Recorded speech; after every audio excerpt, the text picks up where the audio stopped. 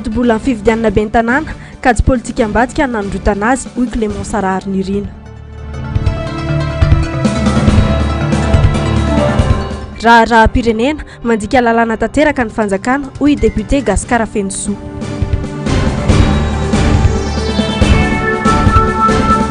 Fanavotam-pirenena izy fahakahakevitra atao amin'ireo solotena ny Sapoko. Arivany alarbi fa 4 ny volana aogositra taona 2024 manatra ny fiarabana tompoko klasy tompoko vavy tonga soa ato anatin'ny fotoanan'ny fampahalalam-baovao asaina ampanajana ianao anaraka ny vaovao hatramin'ny farany.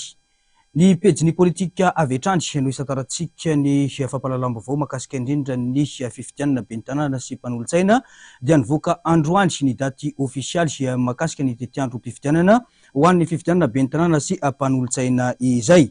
Arakaraky ny sokajy ho an'ny komina no namaritana kosa ny antobola ahafahana manota ny bileta tokana amin'izany hoy ny teo anivo ny seni mafisin'izy ireo hatrany fa mitako fiaraha-miasa amin'ny rehetra ny fiatrehana ity fifidianana ity fanadiadiana eo amin'ny sary sy ny ratsariny Tahirinaina Ranary Nirina. Ny dimika hatramin'ny 9 septambra ho avy izao no fepotona fametrahana ireo antota-taratasy firotsahako fidiny. Ny 12 oktobra farafatarany no famoahana ny listra sy ny toerana misy ireo profadatsaham-bato. Ny 9 novambra ka hatramin'ny 7 desambra no fotoana ny fampelezan-kevitra. Ny 12 desambra andro ny fifidianana. Ny 14 desambra farafatarany no amoahany seni ny vokatra vonjomaika isaky ny faritany.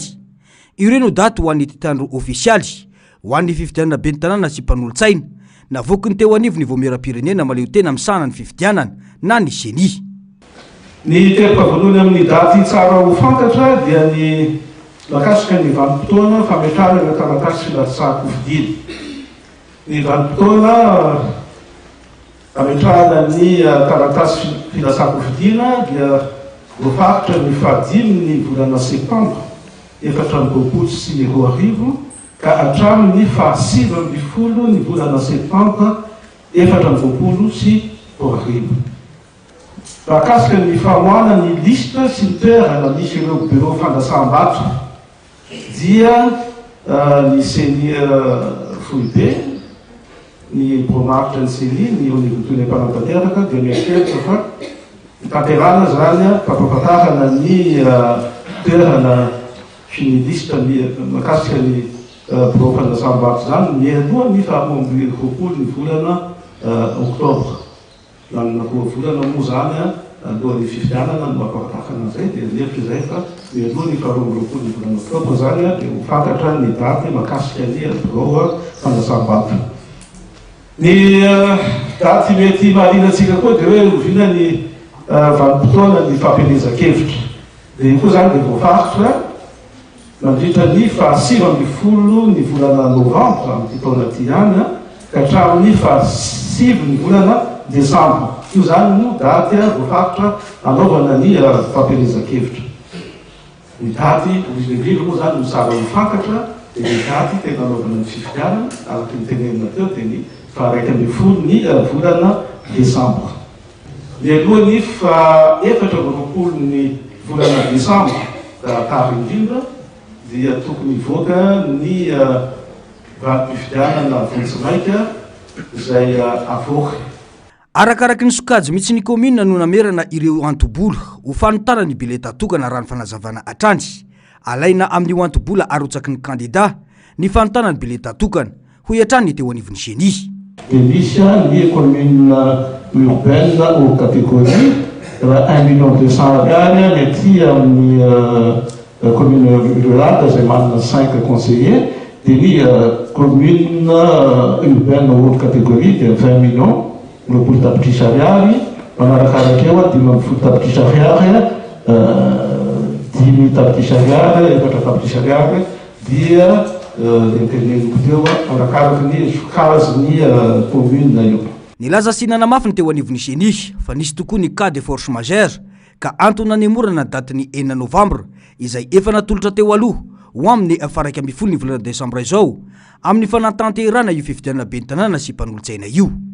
Manina moa no nakazay alalana zay fa manina tsy miandry amin'ny mahitany zay vao natao satria ny antony dia misy ny avis avy amin'ny HCC tamin'ny 25 janvier 2024 izay milaza fa tsy maintsy atao amin'ity taona ity ny fifidianana ben'ny tanàna na io communal na municipal sy ny firakevitra mandrafitra an'izany dia rehefa nangataka tamin'ireny moa zany ny fitondram-panjakana satria tamin'ny novembre ny sosikevitra taminay tamin'ny voalohany tsy tratra rehefa 1 novembre dia nangataka izy daty vaovao dia ny faharaiky amin'ny folo fifidianana desambra no daty napolitra anay mba tsy hodila ny ty taona ty zany no anaovana an'izay fifidianana zay araky io fanapahana avy amin'ny fisarana avy momba ny lalam-panotenana io zany hoe zany ao anatiny tena hoe tsy azo anoahana tanteraka dia cas de force majeure zany amin'ny 1920 ny lalàna fehizo mikasika ny fifidianana no fampiarana an'izay zany dia tsy maintsy nagataka an'izay alalana tamin'ny conseil d'état zay zahay dia rehefa tsy nametraka olana moa zany teo anivon'ny conseil d'état dia irofo amin'izay zany isika amin'ny fifidianana. Miantso ny fiaraha-misalahy amin'ny rehetra ny génie amin'ny fanentanan'ny olom-pirenena azoton'izay anjara amin'ny fifidianana io. Samy manana andraikitra amin'izany ny rehetra hoy ny fanazavana, indrindra fa ny antoko politika sy ireo mpanao politika. Olaijanona amin'izay vaovao manodidina ny tontolon'ny fifidianana ho ben'ny tanàna sy mpanolontsaina izay hatrany isika roe tsiray tapitrisa ariary hatramin'ny 20 tapitrisa ariary arakaraka ny sokajiny commune no antobola takina amin'ireo candidat ho ben'ny tanàna ho amin'ny fifidianana ho avy io. Mitovy amin'ny antobola izay notakina tamin'ireo solombavambahoaka izay avy amina distrika iray notakina amina candidat ben'ny tanàna ho anna commune iray. Misy kajy politika ambadika ny antony fampidanganana ny antobola hoy ny mpanaraka andraram-pirenena no sady mpanolontsaina eo anivon'ny tanàna Antananarivo Clémence Rarinirina. Andao rahantsika ny fanadadiana mahakasika izay. Raha ny vaovao azo dia 10 tapitrisa ariary no antobola na caution tolo-kevitra nalefa ny voamera maleo tena misana ny fifidianana tany amin'ny gouvernemanta ho an'ireo candidat ho ben'ny tanàna eto Antananarivo renivohitra ho amin'ny fifidianana ho ben'ny tanàna ho avy izao. 20 tapitrisa ariary nefa no napetraka ny fanjakana tamin'ny alalan'ny didina vokany. Sivana sahady fifehezana ny fahafahana rehetra mirotsaka ho fidiana no andikan'ireo mpanao politika izany satria ao anatin'ny fahasahiranana ny malagasy amin'izao kanefa atao midangana ny marobola azahoana mandray anjara amin'ny fikasana. Tsy vitany antobola ihany koa ny vola miasa raha ho candidat fa mbola betsaka ny filana. Izany hoe manodidina ny 100 tapitrisa ariary raha kely indrindra no vola tsy maintsy ho manana candidat iray ho an'ny eto Antananarivo renivohitra. Ny amin'ny hoe tanora mila mandray anjara, mila mandray andraikitra eto amin'ny firenena. Ka raha tianao nefa ny ampandray anjara sy ampandray andraikitra ny tanora amin'ny alalana caution lafo be tahaka izao za aloha miala tsiny fa tsy hisy tanora mihitsy atakatra an'izany 20 tapitrisa ariary zany resaka caution fotsiny aza tonoina fa raha hiatrika fifidianana zany ny candidat anankiray tsy caution ihany akoriny tsy maintsy tadiavina, tsy maintsy mila pitsopitsony be dia be ao anatin'izany ny resaka fitaovana, ny resaka t-shirt ohatra mba ahafahana mampiavaka ny candidat amin'ireo candidat hafa, raha tsy resaka afa-tsy izay fotsiny ny resaka sonorisation, ny resaka solika, ny resaka fandaniana isan'andro tsy maintsy hatrehana, ny resaka fampelezan-kevitra tsy maintsy hatrehana an'izany rehetra zany. Dikan'izay zany farafahakeliny tena farafa tena hoe mitsitsy ary zany ny candidat anankiray raha ohatra ka 20 tapitrisa ariary ny caution takina aminy dia anohany amin'ny 100 tapitrisa ariary zany vao mahavita n'ilay ataontsika hoe minimum ana resaka campagne na propagande ny candidat anankiray. Ahoana moa ny atakaran'ny tanora anankiray vao mivelona na vao hiavitra mety hoe malahelo izy ny amin'ny mijery ny faharavan'ny tanànany, malahelo izy mahita ny fikoroson'ny fiarahamonina misy azy te handray andraikitra izy te hitondra ny anjara politika amin'ny fomba ahoana no ahitany an'izany vola be zany.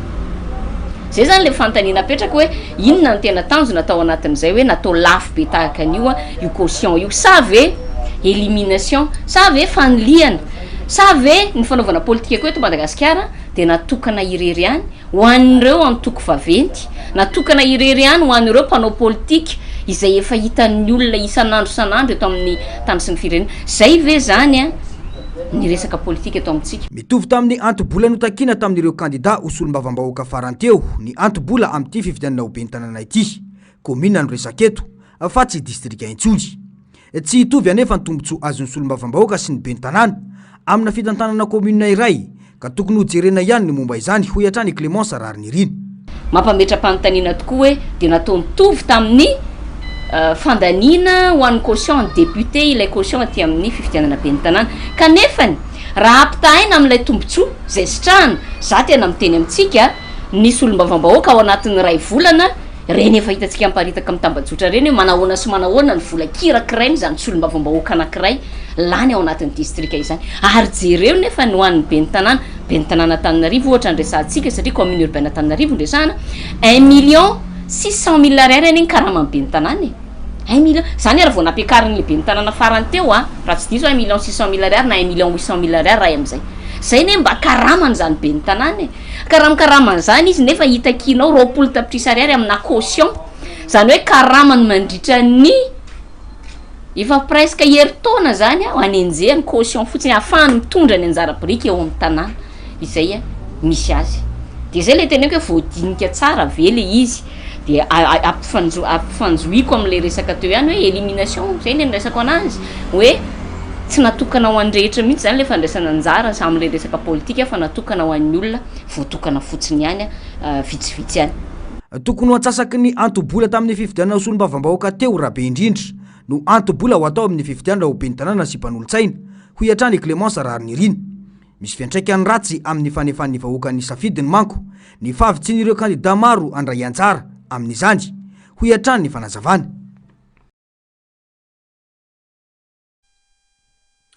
Vao makasika ny fampandehanana rahampirenena kosa dia anatin'ny fandikan-dalàna tanteraka ny fanjakana amin'izao fotoan'izao satria gouvernemanta efa nametra-pialana no manao fifanarahana goavana hoy ny solombavambahoaka Gaspard Fenisoa androany. Fanambanina ny olam-bahoaka ny tsy fananganana ny gouvernemanta hoy ihany ny fanazavany. Ny azo antoka dia misy ny ady seza politika eo amin'ny sampomban'ny fitondrana ka isan'ny mahasarotra ny fahaterahany ity gouvernemanta ity. Ndao rahantsika ny fanadihadiana mahakasika izany. Iray volana mahery aty aorian'ny fanendrena Prime Ministre mbola tsy hita sy reny fitsanganany gouvernemanta Tsay Christian. Gouvernemanta efa nametra-pialana no mandray fanapahan-kevitra goavana izay mifanipaka tanteraka amin'ny lalàna. Fampandehana andraharaha saingy hatramina fandraisana didim-panjakana sain'ireo ministra efa nametra-pialana. Mampametra-panontaniana ny mpanara-baovao sy ny olom-pirenena ny fototrolana. Tsy mety mahateraka ny gouvernemanta vaovao ny Tsay Christian. Raha olona tena vonona hitondra firenena nefa dia tokony efa fantatra mialoha ireo ekipa andrafitra izany. Tsy hita taratra ilay fiteny hoe gouverner se prévoir hoy ny fanehoan-kevitra. Na tiatsika na tsy tiatsika dia gouvernemanta izay nametra-pialana ny prime ministre zany no ara-dalàna aloha androany fa reo mpikambana dia manao ny asan-draraha ankapobeny tsy tokony hanao fifanarahana iraisam-pirenena akory azy ka hoy hoe miantso ny filoham-pirenena sy ny prime ministre mba hiroso amin'ny fanenjenanjaza satria lasa kilalaonjaza ny firenena ary fantatritsika tsara fa matoa mitantana amin'ny firenena mila miomana zay le hoe gouverner c'est prévoir. Fantaniko dia hoe tsy misy olona ve izao fitondrano zao sa tsy manan'olona ve izao fitondrano zao droit ny vahoaka malagasy no mahafantatra hoe inona no tsy mahamaika ny ananganana ny gouvernemanta fa ho ana manokana dia zava-dehibe ny tokony ananganana ny gouvernemanta ahafahana miroso satria na ny décret izay niantso ny mpifidy fotsiny aza dia efa miteraka ady hevitra ny gouvernemanta izay namoaka an'izay. Za mino fa marobe ireo malagasy izay afaka andray toeran'izany ministra izany fa maninona tsy mitsangana androany fanontaniana no apetrako tsy manan'olona ve izao fitondrano zao sa inona ny antony mahatonga an'izay. Faharoa mety misy ady la politika ave ao, misy fifanarahana ave ao, na misy hevitra tsy iraisana ave ao satria matoa tsy tafatsangana hatramin'ny androany gouvernemanta dia midika zany fa ho tsy famatorana amin'ny fitantanana ny firenena. Raha tsy ahivina dia efa inenina niova ny gouvernemanta Tsay Christian nandritra ny fotoana na prime ministre azy tamin'ny fotoam-pitondrana 5 taona teo aloha. Na dia nantsony aza ireo lazaina fa atsidoho na avy eto toerana na avy any Dilambato dia tsy hita popoka ny vokatra nentiny teo amin'ny fiainam-bahoaka. Hatramin'izao mbola olana mipetraka ny fahatapahan-drano sy fahatapahan-jiro, ny vatsim-pianaran'ny mpianatra, ny fidangany vidim-pianana tsy voafehy, ny tsy fandriam-pahalemana mianatra ho an'ny isam-baravarana, ny fampotehany lalana rehetra manerana nosy raha tsy hiteny afa-tsy ireo raha fehezina dia tsy lara-pamehan' izao fitondrana izao ny olam-bahoaka fa kajy politika no mamaika azy ireo. Raha ny vaovao azy farany moa zao eo ariva izao dia fantatra fa ao anatin'ny fanaovana tombana ireo minisitra teo aloha ny filoham-pirenena sy ny prime ministre ahafahana manangana ny gouvernemanta vaovao Ntsay Christian izay raha tsy misy ny fivana dia amin'ny farany ity herinandro ity no hitsangana izay gouvernemanta vaovao izay andrasantsika ny atoyny izany vaovao izany.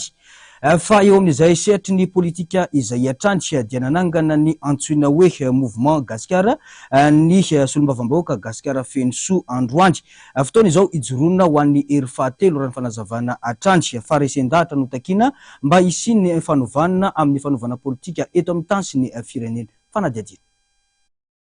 Tanjony tambazotra mouvement gaskara ny anova ny fomba fanaovana politika eto Madagasikara ka tsy hanompo olona intsony fa hijery ny tena mahasoan'ny firenena hoy ny solombavambahoaka gaskara fenosoa androany atsangana manerana any Madagasikara saingy miainga eto Antananarivo ny fananganana ny mouvement gaskara raha ny fanazavana dia ny tanjoko voalohany aloha dia ny anova ny fomba fanaovana politika eto Madagasikara mba tsy hosanady intsony ity firenentsika ity fandao jerena amin'izay ny vahoaka malagasy tsy izao araka ny fanambarana teo no avita navitra Madagasikara fa raha isika vahoaka mitambatra dia vitatsika miaraka izany hoe misaotra ny amin'ny efa vita andreo hery anankiroa fa ny tanjona dia hoe mba enoy fa misy majorité silencieuse eto misy olona tsy miteny eto dia ireny no foazina mba horara ikambanana amin'izay Madagasikara fa tsy horara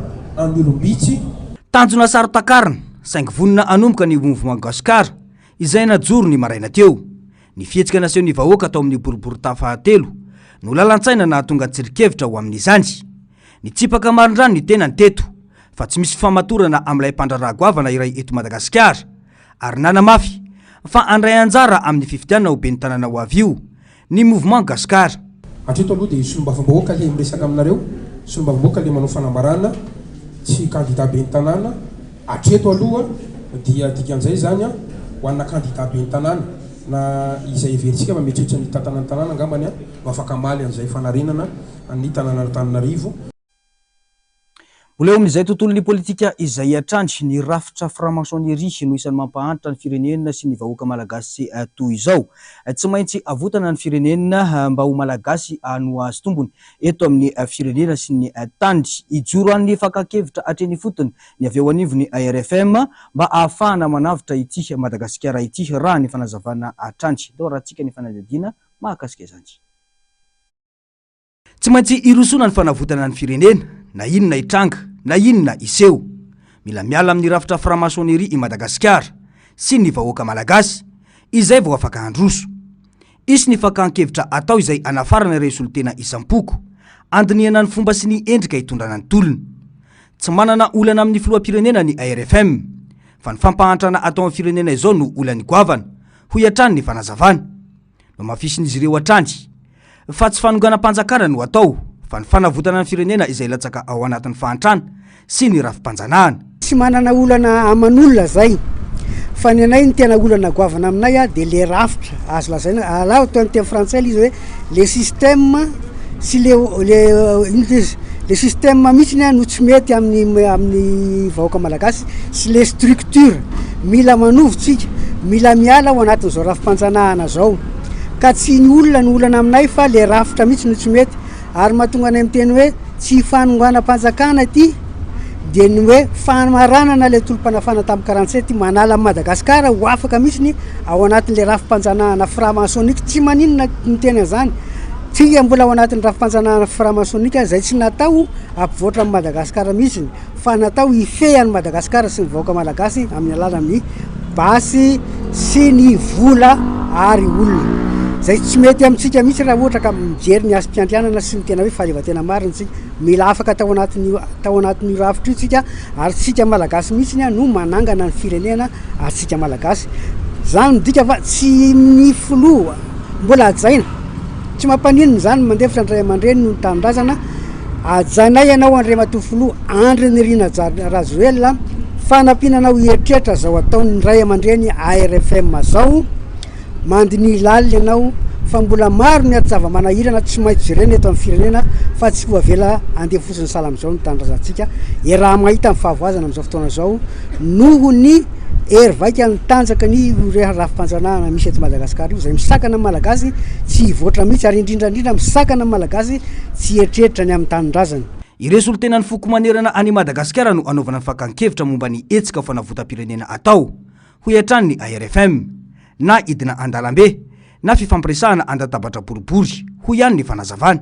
Zay zavatra zay no iarahana mahatonga le fanasana ny olona rehetrarehetra avy any faritra indrindra ny foko ny lohapoko hiaka teto Antananarivo andinika hoe ahoana nataontsika ny tanindrazantsika satria tsy tapaka irery tsy tapaka ny ARFM rery ary tsy tapaka ny olona rery vitsy eto Antananarivo zay zavatra zay fa iarahana amin'ny any amin'ny faritra ray manontolo satria tanindrazana ny voakasika dia ho ito zay fanapahakevitra fa ny ARFM zany tsy afaka manapa-kevitra na idina andalambe na zao fa raha ny eritreritra manokana efa natao zany sangy le nambarako teo hoe ny entana tsy voafehy tsy azo noavina dia aloha maro manapa-kevitra miara manapa-kevitra. Dingana maro no efa vita amin'ny firosona amin'ny fanavotam-pirenena io ho iantrany ny filohan'ny ARFM eto Antananarivo ity.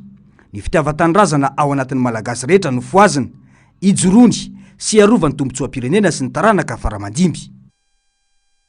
Lafim-baovao afa-tanteraka kosa sehatra asa mivelatra ankehitriny sy ny fikarakarana azo ny fanodinana azo lasa fitaovana ampiasaina amin'ny fananganana sy haingo-trano toy ny plafond sy ny gorodona. Miroborobo rahateo ny asa fanorenana trano ankehitriny. Ato anatin'ity fanadiadiana iray ity no anarahantsika ny antsipriana izay. Ahodina ho lasa volige ny hazo eto amin'ny toerana iray eto Andravoahangy. Azo lazaina fa orinasa kely neto satria piasa manodidina 20 izy ireo ny fandrimbona amin'ny fikarakarana ny hazo eto. Manomboka amin'ny fitaterana ny hazo avy any Mangoro, mitohy amin'ny fitaomana sy ny fandidiana azy ary indrindra ny fanomezana endrika ny hazo fisaka ho tsara bika. Eo ihany koa ny mivarotra izany rehefa vita ny asa rehetra. Mifameno avokoa ireo asa ireo. Ahavitana volige ray paquet izany hoe 10 isa ny hazo bolaingany iray. 7 alina ariary ny vidiny iray paquet amin'izany raha toka amin'ilay kalitao tsara indrindra izany hoe tsy misy tonony sy simba ny hazo. 9 alina ariary kosa ho an'ny kalitao somary ambany kokoa. Misy fahasimbany kely ny hazo amin'io fa azo ampiasaina tsara ihany anefa. Misy fotoana no ny fandehan'ny tsena eto. Malafo amin'ny 2 hetsy zany zay zany tena hoe any lala satria mbo betsabetsaka madinidinga kely zany hatramin'ny taimbako na midinay hatramin'ny sisikazo hatramin'ny volisy dia kôtikotiana hoe zay zany lafinay zay parivany andro satria zao tsisy tsena sarara hoe malafakiray. Tsy misy vera araka izany ny hazo. Mbola lafo 3 ariary ohatra ny taimbakony iray gona ka ireo mpiompy akoho fakana nofo ny tena manjifa izany. Etsy andanin'izany na dia fitaovana elektrika aza no ampiasaina andidiana ny hazo dia mampiasa hery ihany izany. Ny mitazona ny hazo mandritra ny fandidiana azy no tena manahirana ireo mpandidy. Misy fiantraikany lehibe eo amin'ny vokatra azo mantsy raha tsy voatazona tsara ny hazo. Miteraka faty antoka izany satria mihena ny vidiny, mangany fotsiny ny fahasimban'ny hazo. Misy mivilivily zany dia tsy mety. Dia tsy maintsy hoe ahintsinao zany araka fanitsinao anazy eto zany dia tsy maintsy manintsy ny foana ianao zany na mainy koa rio hazo io dia tsy maintsy atao zany zay anitsinana io hazo eo. Kesika aloha zany no tena mora atao indrindra fa ty sarotsara. Malemy, misy mafy le kesika atanety zao mafy. Misy karazany roa mantsy ireo. Ty zao manano sarotsy ty hazo ray ty zany zao manano sarotsy satria vao mivilivily io dia efa tazana ny ankaty pasely. Mitahotra aloha dia tsisy satria efa io asa efa ataonao isan'andro ka raha ohatra io natahoranao dia mety mavoanao fa tsy atahorana mihitsy izy zany fa tsy maintsy misakry ianao io fivelomanao. Tsy mitsamy akabidy ny hazo ankehitriny. Vokany niakatra ihany koa ny vidin'ny volige. Anton'izany fa aratsy ny lalam-pirenena fa eo indrindra koa ny fihenan'ny hazo maniry eto Madagasikara. Vao makasika ny ady amin'ny kolokolo kosa larana fa 570 no misy any Madagasikara amin'ireo firenena 700 maneran-tany raha ny resaka kolokolo no resahana noty azontsika tamin'ny taona 2024 izay resahana izay manoloana izany dia tsy vita irery ny asa ady amin'ny kolokolo hoy tale general vaovao eo anivon'ny Bromaletena miady amin'ny kolokolo na ny zavatra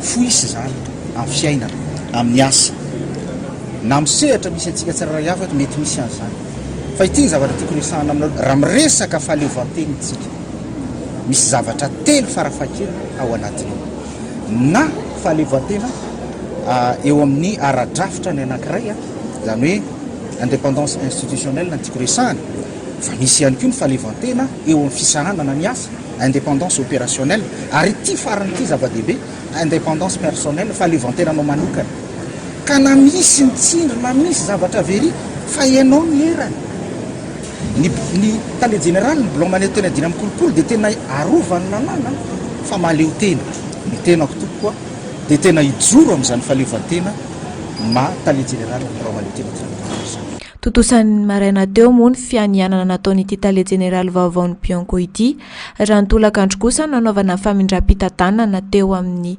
Gabi Nestor Zakamanatsoa tale vaovao sy ny tale général teo aloha laza Erika Andrianirina ny haiko ny rotota fa ilaina ny fiara-miasa fa tsy vita irery ny ady amin'ny kolikoly mba anatratrarana ny tanjona sy ny vina no tsindriny tamin'izany ihany koa fa hatsaraina ny rafitra anatin'ny Bromaleo tena miady amin'ny kolikoly ary aroso manaraka izany ny rafitra asa iadina amin'ny kolikoly.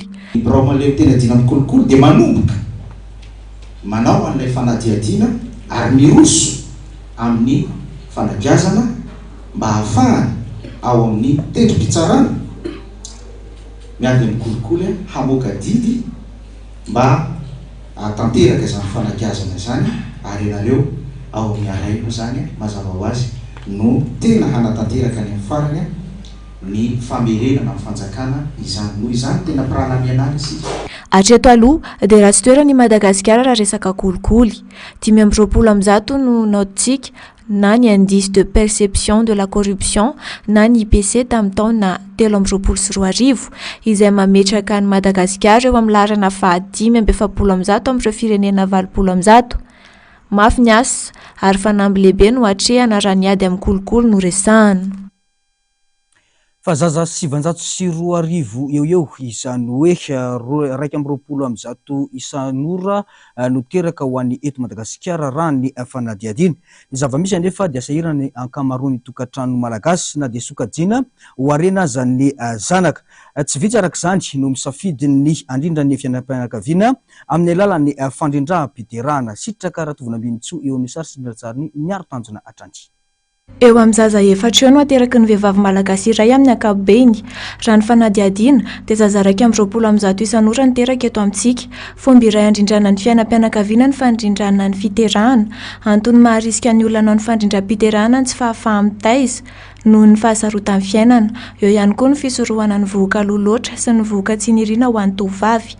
Maro ireo karazana fandrindram-piterahana isan'ny be mpampiasa indrindra eto amintsika ny tsindrona sy ny fandrindram-piterahana fatao amin'ny sandry noho ny fahamoran'ny fanaovana azy sy ny fahalavan'ny fotoana faharetany. Ny famatorana amin'le fiterahana ho an'ny tovovavy dia manomboka eo amin'ny 20 taona eo. Eo zany tena hoe norma tsara, volona tsara ny vatany amin'le fiterahana ary volona tsara ihany koa ny sainy satria eo amin'ny latsaka an'izay manko mbola anatin'le adolatsentona le miala sakana izy amin'iny dia mbola sangisangy be na ohatra izy mitondra voako arany mety zazary ny fitondrany an'iny satria mbola zatra an'le fiainana kizikizy izy ary mety mbola tsy vonona amin'le fitezana amin'le hoe reny tsy dia miany tenany tsony fa lasa le zazakely no any dia eo amin'izay taona zay eo amin'iny efa manamanana famatorana kely ny arabatana moa mazava ho azy efa matotra amin'izay dia ny aratsaina koa efa mba nahitahita efa mba me vorovorosaina izy ny ala teo amin'le adolescence. Misy fisavana ka misy critère arahana amin'le izy. Voalohany indrindra aloha vehivavy tsy be voka no afaka manao fandrindram-piterahana dia le tsy be voka tsy voatery hoe tsy maintsy be kibo be zay vao be voka fa tsy maintsy manao test de grossesse a confirmé hoe négatif a zay vao afaka miditra amin'izay na raha ohatra ka moa mandeha fadimbolana izy a dia jerena mihitsiny hoe io fa mandeha fadimbolana izy a dia afaka manao. Raha ny antontanisa voaray dia 3.7 isanjato amin'ny vehivavy eo amin'ny elanela taona 5 ka hatramin'ny 7.7 taona dia mampiasa ny fomba moderna ho an'ny fandrindram-piterahana ary ny 7 isanjato kosa no mampiasa ny fomba nentim-paharazana. Eo amin'ny maresaka iraisam-pirenena olona manodidina ny 2 alina eo no nidina an-dalambe tao Slovakie ny talatalasa teo. Nanohitra ny gouvernemanta ny Prime Ministre Robert Fico. Ny ampangan'izy ireo moa honandrava ny andrim-panjakana ara-kolotsaina ao amin'ny firenena ity Prime Ministre ity. Ony Sophie Falina sy Mathieu Princino mitatitra amintsika ny antsipriana izay. Tany Slovakie, olona 2 alina teo eo no nidina an-dalambe tao Bratislava, renivohitr'i Slovakie. Tamin'ny talata lasa teo nanohatra ny fanapa-kevitry ny ministry ny kolotsaina Slovakie. Nanaisotra ireo tompon'andraikitra ambony eo amin'ny sehatry ny kolotsaina toa ny Tallinn ny Teatra Nasionaly sy ny Galerie Pirenena Nasionaly Slovakie ary ny fanovan-drafitra eo amin'ireo aina amanjerim-panjakana. Akoatra ny hetsika an-dalambe dia nisy ihany koa karazana fanangonantsony fitakiana ny filan'ny ministry ny kolotsaina Martina Simkovikova. Herinandro latsaka kely izay dia sony 7:07 no voangona nangatahana ny filan'ity ministry ity. Akoatra ity hetsika ity dia teo koa ny hetsika nataon'ny mpanohitra ka ny fitambaran'ireo fihetsiketsehana roa ireo dia nampitombo avy roa ny isan'ireo nidina an-dalambe tao Bratislava. Tapitra ny fampalalambo voantsika tompo klasy tompo vavy tamin'izao hariva izao mankasitraka anao nanaraka izany ny hatramin'ny farany isaorana ihany koa. Ireo teknisiana nampitany sary sy ny feo tamintsika tsirairay avy tany ny sampana fampalalambo avao no mametraka ny soavatsara fa ny fandarana kosa mbola mitohy eto amin'ny fahitalavitra MBS. Veloma tompoko.